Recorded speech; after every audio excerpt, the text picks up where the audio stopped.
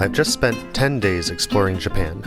My next commitment is in Uzbekistan, halfway across Asia, in little more than a week, so I need to get across China as quickly as possible. The first leg is by ferry from Osaka to Shanghai. The Shenzhen is certainly more passenger-centric than my last vessel, complete with a spiral staircase, an outdoor entertainment venue, and a cafeteria. There are only 3 passengers in second class: myself, a young German traveler, and this guy. Almost everyone on board is part of a Chinese tour group, and they find all sorts of ways to pass the time, like getting a complimentary health checkup, or doing laundry. They're passionate about duty-free shopping, and pick the shelves clean within a few hours. The Chinese passengers seem to like karaoke just as much as the Filipinos did. The guests seem a little bored with opera though, so I liven things up a bit.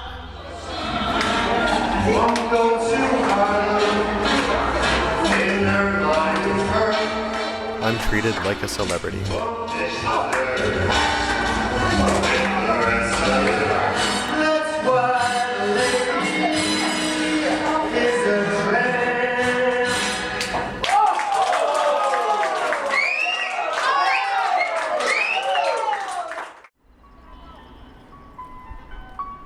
After 2 days aboard, I say goodbye to my fans and say hello to Shanghai.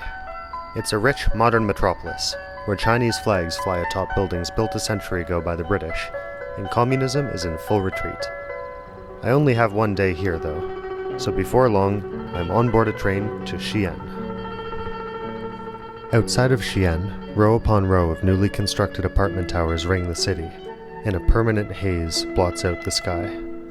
The ancient city walls have been restored, and when I visit, the magnificent lanterns that are left over from Chinese New Year are still on display. There seems to be an under-the-sea theme. Some have questionable cultural links. Pairs of young ladies keep asking to have their picture taken with me, the first Westerner they've ever seen in person. They tell me I'm very handsome.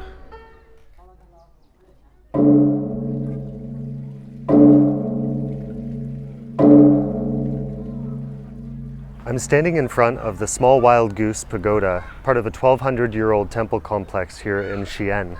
This is where Buddhism really got its roots in China when it worked its way over the Silk Road, the same route that I'm about to take in reverse.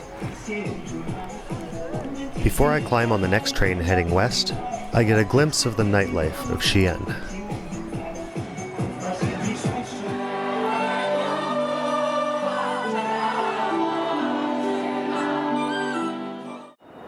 This is day 5 of my attempt to get from Japan to Uzbekistan as quickly as possible.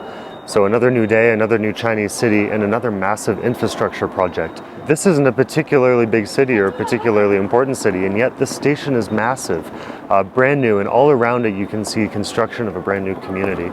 It's really just amazing. China's high-speed rail network is brand new and efficient, and it takes me across the country at impressive speed.